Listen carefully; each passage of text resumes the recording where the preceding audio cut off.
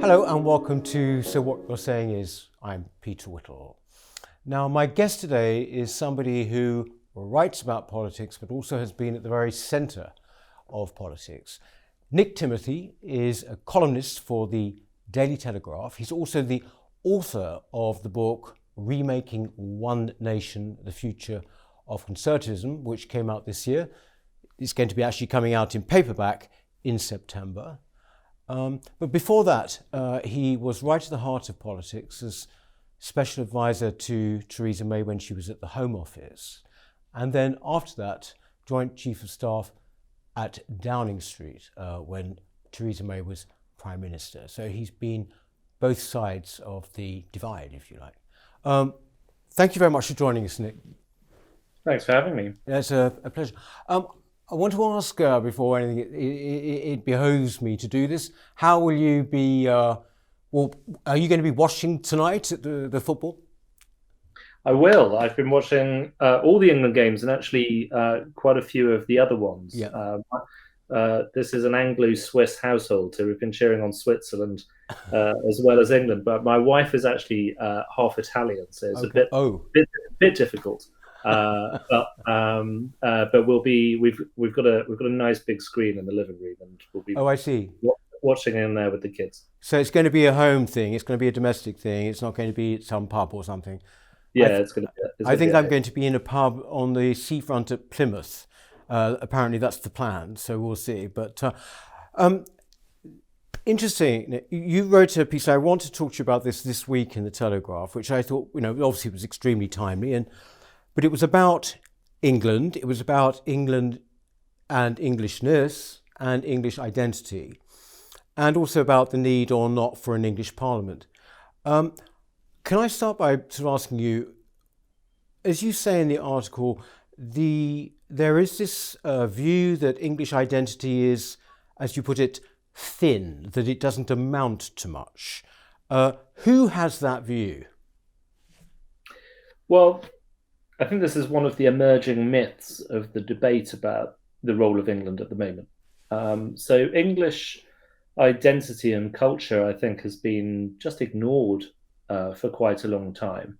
I think the English identity has been subsumed into a British identity for a matter of centuries. And the English, I think, by and large, were actually quite happy to do that. And I think a combination of factors, which I think might be partly down to things like asymmetric devolution and the creation of national institutions for Scotland and Wales, but also I think the increasing importance of identity and culture, but also I think also the sense that the British project, the things that brought the nations of the UK together, firstly the Imperial project, second fighting fascism in Europe, have weakened, and the extent to which the English feel English and not British is, or English as well as British, is changing. And in response to that, I think a lot of people in the kind of liberal centre and the left have ignored it. It's inconvenient. They find patriotism at the best of times pretty distasteful. Remember Emily Thornberry and the flag. But those, I think, who are starting to engage with it are sort of propagating this myth that English identity and English culture isn't really a thing, that it's very thin, it barely exists, and in fact it's a kind of negative reaction to others' identities, which I think is completely wrong. It is sort of quite extraordinary when you consider how rich actually English identity is. It seems to me that when people do say that, or you say it's this myth of being thin, it's almost like the people who claim that want it to be so. Would you agree with that? Yes, I think so. I mean, I think it's probably connected to some of the assumptions of the sort of uber, ultra, hyper, whatever you want to call them, liberals, who tend to ignore or are even hostile to the specificities of place. They don't really sort of appreciate the institutional, cultural, legal contexts in which things are done. I mean, I think there are actually quite long-lasting philosophical reasons behind that. If you trace some of the early liberal thought, but you see it in the way that people behave now, where countries are almost treated as platforms upon which anybody in the world can do anything they like, and the traditions and the institutions and so on of that particular place count for very little in the eyes of these people. Yes. I also think there's probably it's quite convenient for them to argue that our identity and culture is thin, because it's an excuse for them not having taken our identity and culture very seriously for quite a long time.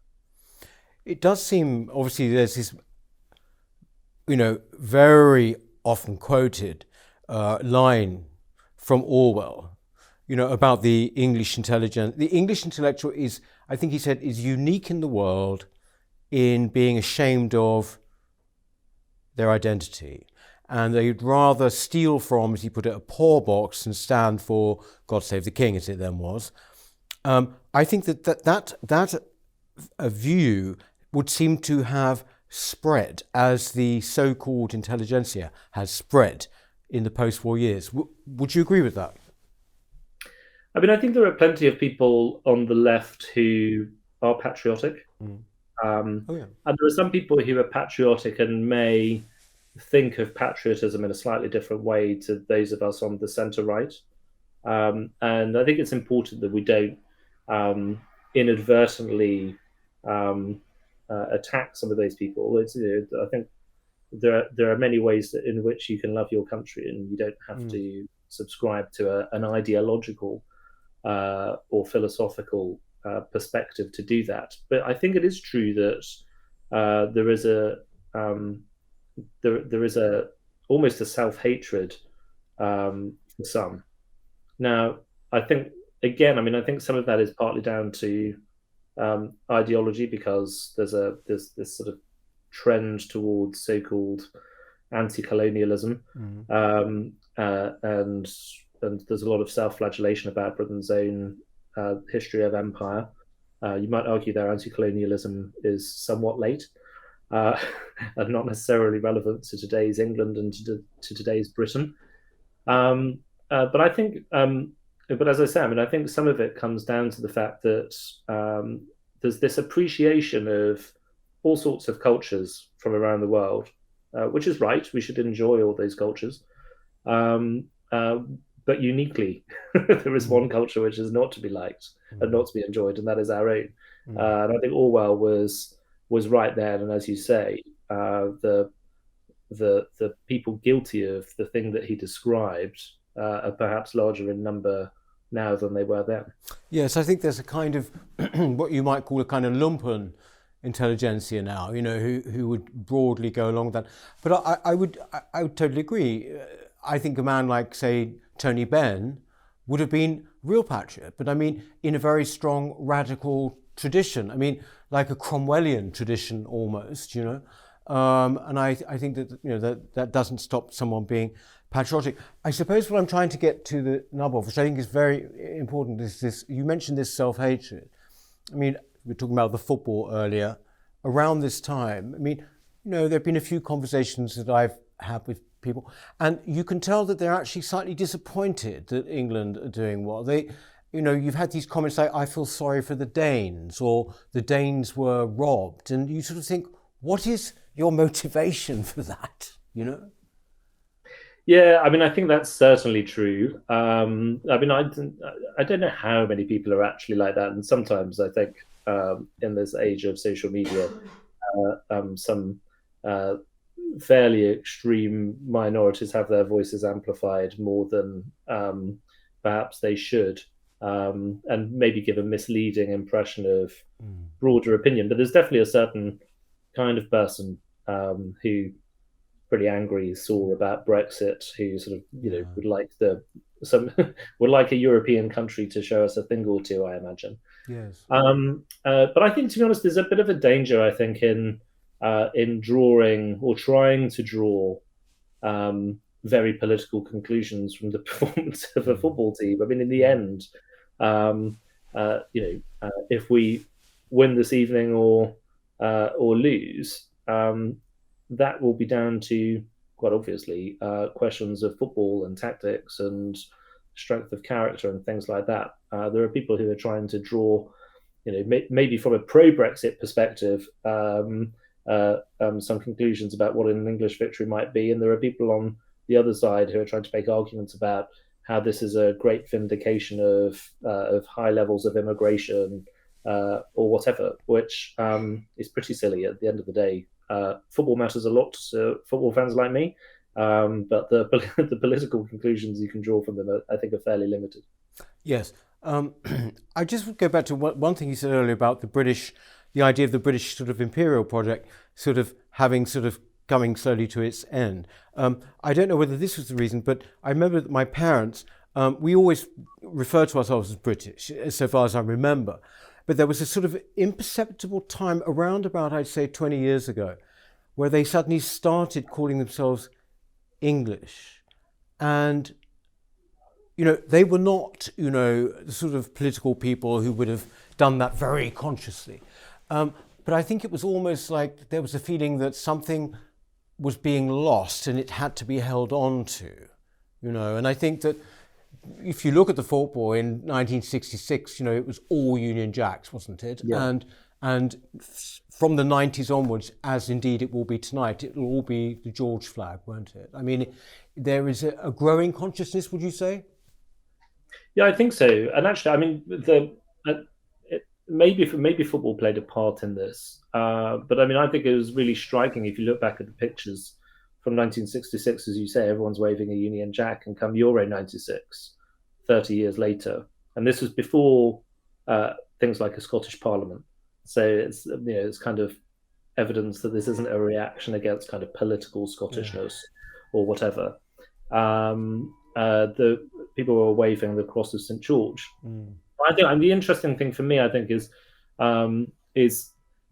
the rise of the salience of English identity is not, I think, an anti-Union or an anti-British thing. They're complementary, and where I think this takes you, where you start to ask questions about how do you give effect to that identity? How do you create the kind of democratic and institutional manifestation of that identity and culture? It's got to be done in a way that is complementary for the Union and for the UK. I think that's perfectly possible to achieve. You said in your piece that you didn't think the way forward was English votes for English laws, but that it should be an English Parliament. Yeah, I mean, I think the problem with what we have at the moment is devolution is asymmetric, and we've never answered the question that was first posed by Tam Dayal, the West Lothian question, about why it should be right that an MP representing a Scottish constituency should vote on issues that affect England that have been devolved in Scotland. But I think in many ways the situation is actually a little worse than that, because if you think of that's a perfectly valid question and a question that hasn't been answered on an individual matter. But I'm very concerned about a future election in which we might have a UK government elected, which has no majority in England. And as we've been reminded during the COVID crisis, the UK government is actually in so many ways, education, on policing, on the health service, not the government for the whole of the UK. Sometimes it's the government for England and Wales, and sometimes it's the government just for England. And if you have a government of the UK that is also the government of England, elected without a majority of seats in England, you have a huge crisis of legitimacy for that government. Are they able to legislate for issues relating to England? If you have English votes on English laws, then you end up with parliamentary gridlock. And an election that arises from that kind of context pits England against the other nations of the UK. And I think that's really dangerous, potentially ruinous for the Union. So English votes on English laws doesn't address that problem. And I think as soon as you accept that there needs to be parliaments in Scotland and Wales, you have to accept that there needs to be a parliament in England as well, because there needs to be balance in the constitution. Otherwise, you will have crises like these coming up from time to time. What form would you say that this parliament should take? How should it be elected? Well, to be honest, my view is that people who advocate for an English Parliament at this stage of the debate shouldn't be too prescriptive about exactly how it should work.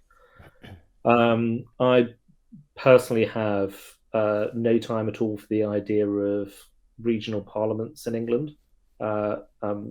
Some say that England is too big to fit into a federal model. I think my answer to that is, if that's true, it's too big for the Union, full stop, and that the solution to a large England inside the UK cannot be to allow for circumstances in which England is governed by governments that don't have democratic legitimacy there. So that I think there does need to be a parliament for England. That gives rise to all sorts of questions. Well, if England is so large inside the Union, does that mean it needs to be accompanied with guarantees of a certain amount of decentralized government, so the English First Minister isn't too powerful vis-a-vis the UK Prime Minister? What does this mean in terms of your constitutional laws? Does it need like a formally codified constitution? I don't think it necessarily does. Obviously, there are questions about things like electoral systems and issues like those. It also, I think, gives rise to the question about the future of the House of Lords. I would personally say it's an opportunity to put that constitutional monstrosity out of its misery, and maybe the Lords could become the Parliament for the UK, and then obviously there would be questions about how you would organise the composition of that Parliament. Would it be directly elected? Would it be filled with members from each of the national parliaments? There are all sorts of questions like this. And there's no point in somebody like me at this stage of the debate saying, I think it needs to be exactly like this. It's obviously a long way away from that. I think it would seem to me to be pretty obvious that it would be done on some form of proportional representation, though. I mean, because that's generally the way these things are going, isn't it? I mean, it's very hard to actually have a first past the post it's not hard to justify it, but it just seems to be the drift of things. That's the way things are done. It seems to me that... I quite strongly disagree. I would say what you said. Oh, really? Very unconservative. Right. You're surrendering to the logic of progressive thought. And the problem with progressive thought is who gets to define what progress is. Yes. It's quite often people who don't reflect what the public wants at all. No. Fair point taken. I think, though, wouldn't you say that if you have a federal system, I don't want to labour the point, you said, this is just the idea, but if you have that kind of system, then the one thing really keeping it together will be the crown, won't it? Yeah, and I think, I think we're coming at this from the question of English identity, but I also think that a federal system there's a strong argument for it from the perspective of Scotland and Wales as well, and in particular Scotland, because unlike with devolution now, I would say to the Scottish people, look, firstly, this is serious because we're doing it for England as well. So you know it's real.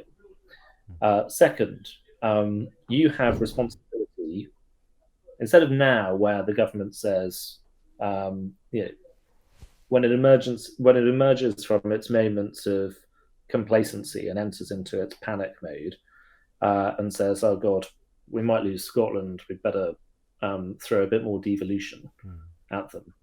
Instead of doing that, it basically says, apart from these things where we are unambiguously better together and where we need to do things for the collective good, whether that's macroeconomic policy, defence, foreign policy, international trade, the maintenance of the UK single market, and so on. Other than these things, and we can decide what those things are, other than these things, you're responsible for everything. You can do everything. Tax raising powers, whatever you like. And then the arguments for Scottish independence, I think, are a lot weaker, because what is it that you want that's different to this? You would ask a nationalist, and then the things that are left are the things that are, I think, according to all the research, among the most popular things about the Union in Scotland. The currency, the royal family, the military, and so on. So I think from the perspective of the Union, it would be I think quite a powerful solution. But yes, I mean, I think you're right that the number of things that are done clearly together in as set out in statute would be far more limited now.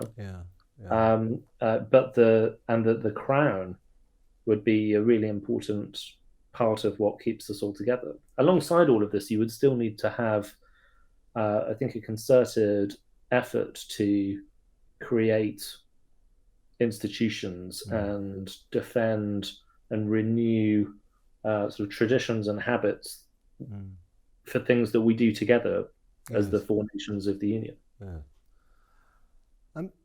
Before we sort of leave this topic, when you were in your piece, actually, you talked about, and I think this is a terribly important point, I've just been on the London Assembly, for example. I've just finished on London Assembly, and I mean, essentially, London has become, you are now a Londoner, right, if you sign up to kind of various values, which apparently the city has. I've never known a city having values, but apparently this is it. It's no longer a shared story, for want of a better expression. It's no longer shared memories, but even I would say a generation ago it probably still was.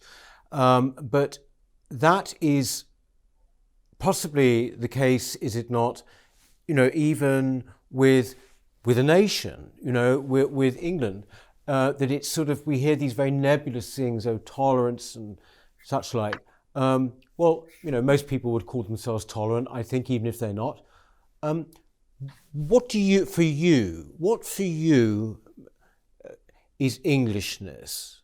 I know that there are books written about this. I know, so it's not a fair question. But I mean, what would you say it is for you? I think it is a fair question. I think it's a really important question. I'm glad you asked it, because I think politicians get themselves into a real mess when they talk about these things. So you quite often hear, do you remember Gordon Brown wanted to create a national motto? Because he was desperately trying to define. It could have been that bigoted woman. That would be quite a good motto. Yeah, indeed. And that's quite a good example of what's wrong with values. I'll come on to that. But they quite often say, Britishness is the BBC or the NHS. And actually, institutions do help to contribute towards identity, but obviously that's not the beginning and end of it. And sometimes they say it's values. And the problem with saying it's values is human values and interests are in constant conflict with one another. I might have a different value system to another Brit. I might have a pretty similar value system to somebody from France. what I think is the right balance between conflicting values on, say, um, security or justice might change according to whether we're at war or in the midst of a very serious terror threat. The clash of values is inevitable, and will continue forever, but will also continue changing forever. So you can't say a country is a certain set of values because I might share the values of somebody from another country. I might disagree with the values of somebody in this country. You may say that there are some values that are not welcome here, and I think that's legitimate. But you can't define a country in terms of values. To me, a national identity is a bit like a family, and actually this comes to why it's important, because it's the shared identity we have is what allows us to recognize familiarity in a stranger.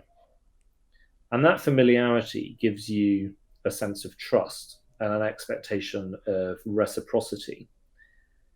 And the solidarity that we need for nations to work, whether that's in extremis, the willingness to go to war alongside one another to protect one another's families and our land and our home, or in peacetime, whether it's about being willing to abide by some laws or rules that you might not like because you know others are abiding by laws and rules that you think are right, or whether you might pay more in taxes to fund infrastructure in a part of the country you rarely visit, or to pay for public services that others might use. And where do we get that familiarity from? It's in the shared stories and shared memories and shared moments and shared places and shared institutions.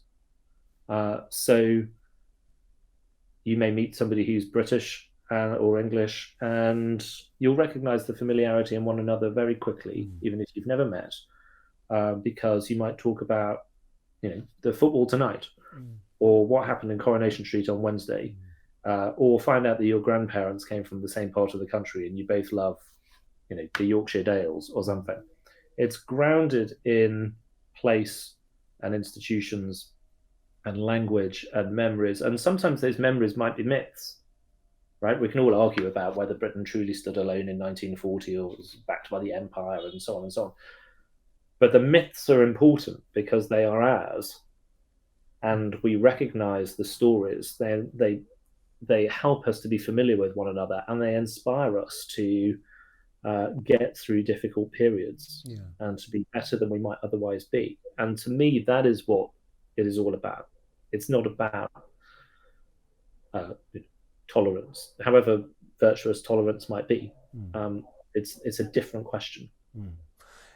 You might say that is maybe one of the reasons why many people seem to be, and I would say absolutely rightly, utterly bewildered and indeed furious by what appears to be the attack on our history. So therefore, you could say that in fact that memory, those sets of memories, those personal shared things are being undermined, and therefore, the response is a very emotional one, isn't it?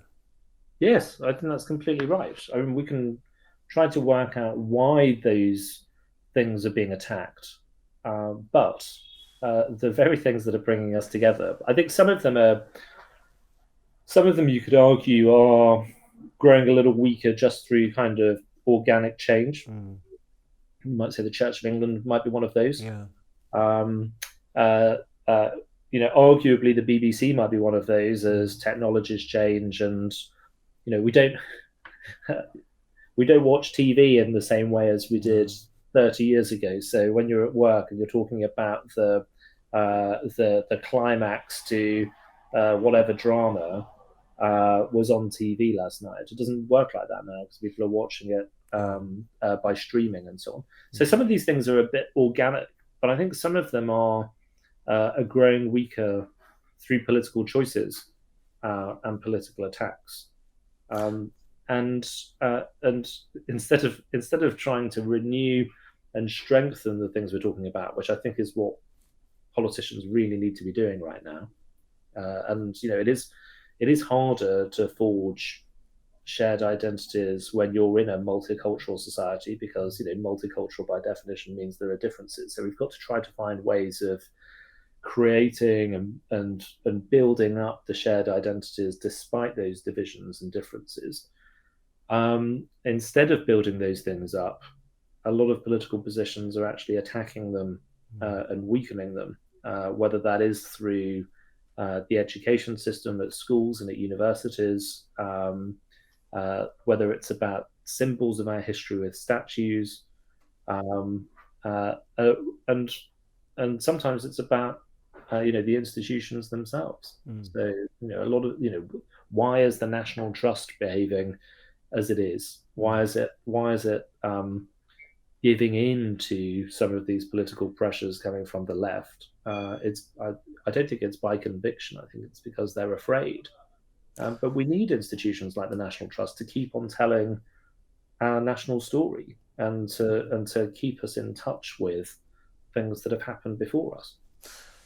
On this point, Nick, with whether it's our history and the need to keep healthy national memories and a sense of family, on the general cultural points, which are connected, obviously they're all connected at the moment, do you sense that the government and the administration, for want of a better word, do understand and take these things seriously?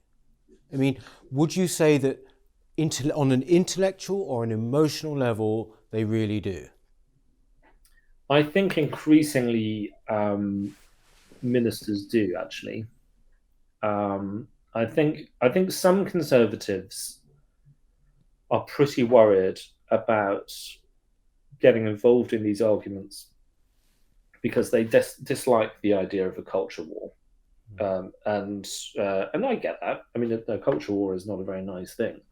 But if somebody's waging war against you, at some point you have to decide to defend yourself and promote your own side.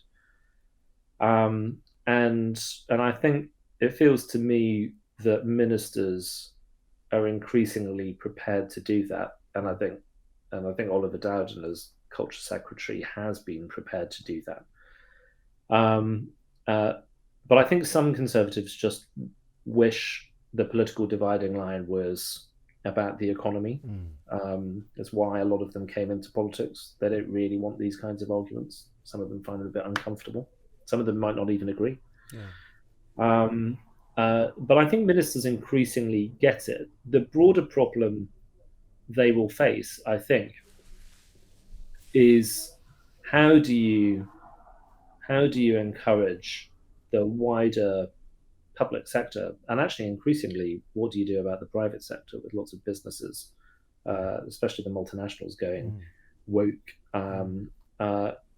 What do they do about those things? Because as I say, I don't think this is a sort of widespread thing where lots of senior leaders and middle managers have suddenly been persuaded of the arguments of critical race theory or anything like that. I think those people are often just acting out of fear. So they haven't been empowered, they haven't been informed about how to push back.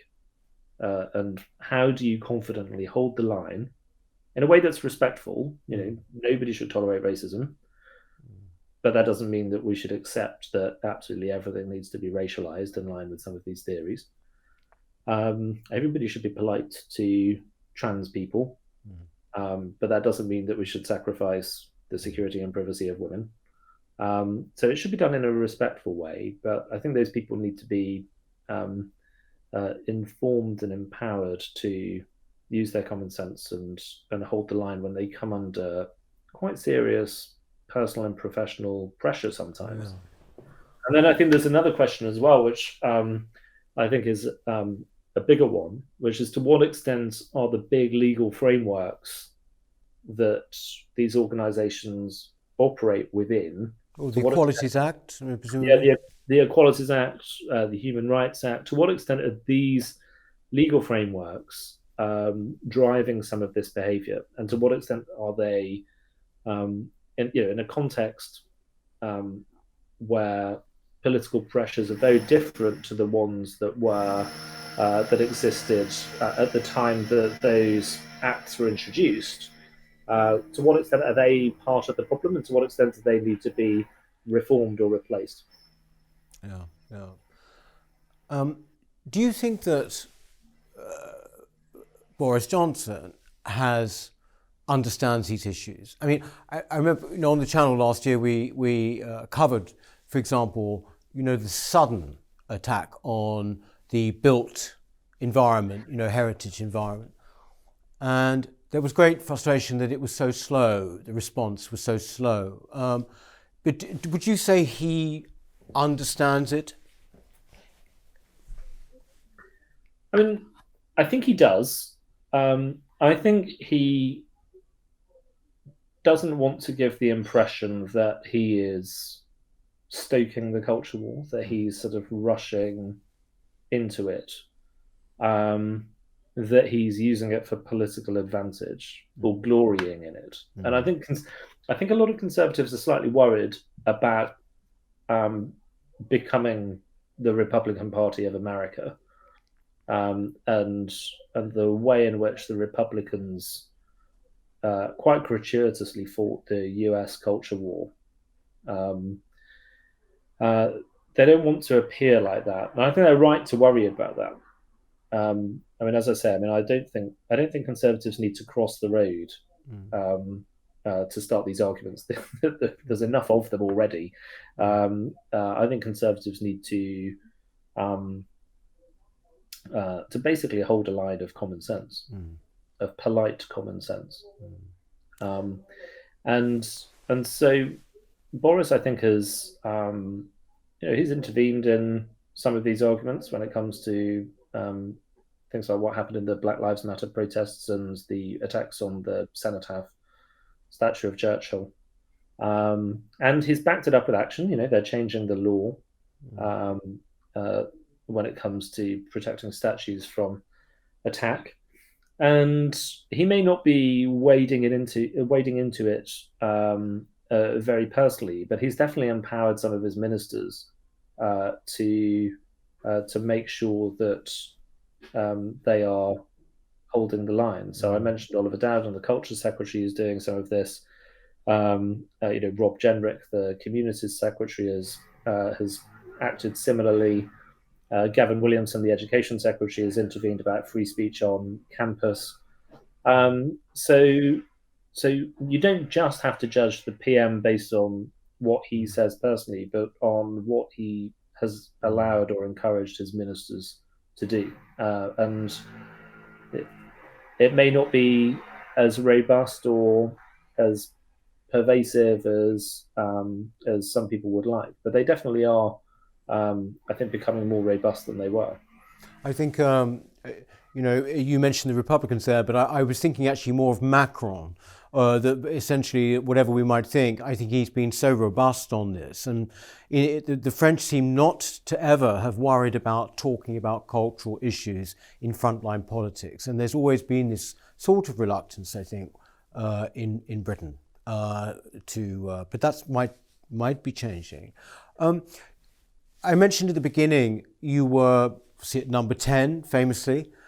Do you you're obviously now successfully writing, but do you miss the kind of life of being in the centre of the whole thing, like you were? Yes and no. It's quite difficult to do jobs like those and give enough time to your private and family life, and so my life now is much better balanced. You got married recently, did you not? Yes, that's right. That's yeah, right. Congratulations. Recently, thank you. And my life is much more balanced and happier now as a result. But I think the thing is, if you're driven by by public service and political debate and some of the ideas we're talking about, and I am, then you're always, if you're writing about it, then you're making a contribution, and it's a privilege to do that. It's a privilege to have a national newspaper column and have many people reading your arguments on a weekly basis, and the same with people who are prepared to buy your books. But at the same time, I think you do always think, well, this is a reasonably indirect way of influencing things, and maybe it would be better to be in the thick of it again, and try to serve more directly. Would you have another go on the political route? Standing for Parliament, or would you do that? Yes, maybe. Yeah. I mean, you obviously can't say yes, I plan to do that with great certainty, because in democracies, it's not just down to you, is it? It's down to the public, for the party members to select you as a candidate and for the voters to choose you. But I certainly haven't ruled out trying to do that at some point. Well, look, Nick, thank you very much for joining us today, and also, well, I mean, I think obviously we're going to say good luck. If that's not bad luck to say that, is it, in football? But good luck for the people tonight, for the team tonight.